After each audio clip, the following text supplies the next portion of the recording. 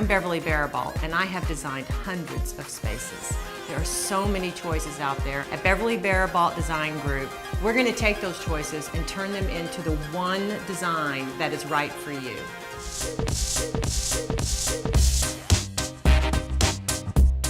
She starts putting together elements and colors. She's got woodwork and tile and fabrics and starts sketching. Before you know it, there's a fleshed out idea of this is what I think you want. I rely very heavily not only on my ability but also on the people that I work with. Tracy does all the draperies and pillows, anything that has to do with textiles. She is the textile engineer for us. In every job we do, there's always some quirky element that, well, I don't want the normal. I don't want the everyday thing. We have limited space in the master bedroom, and we only have one wall that's going to accommodate their king bed and their two existing side tables. Okay. Unfortunately, we got a big window smack dab in the middle of it. Okay. We can't move it, it's not in the budget. Got to keep it.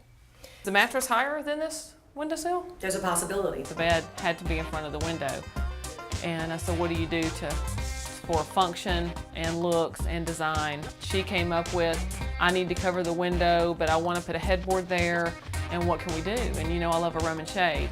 Kind of had to think out of the box. Whatever you do, you have to have guide wires.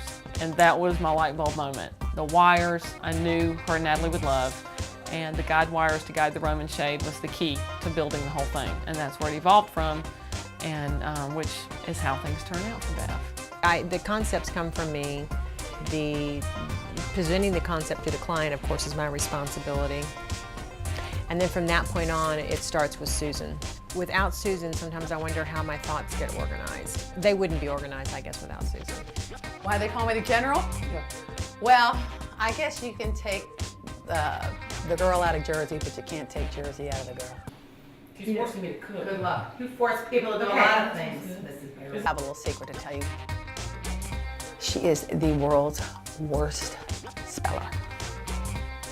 I am a great speller.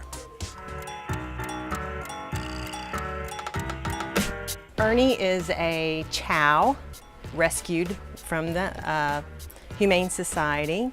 This is the Burns' first dog, and since they're empty nesters, he is now their child and he rules the roost. Every selection that you sit on has to be worthy of the dog sitting on, meaning the color of the dog. They don't know how to merge wow factor with the dog because they're very practical people, and the dog kind of screams, we need to put everything in plastic, where I explain to them they don't have to do that.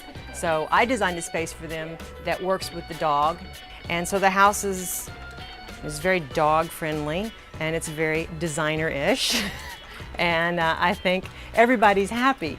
They get wow and the dog gets comfort.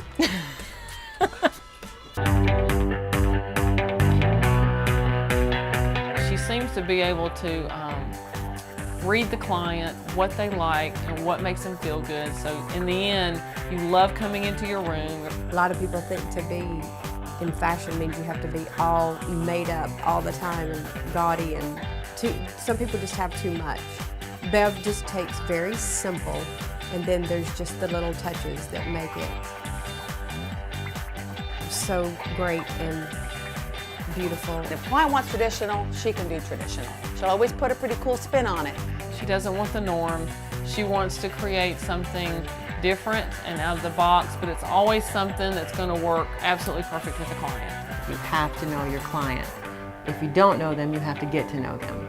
And from getting to know them, you will discover the one guiding element that'll be the key to this design, the one design for that client.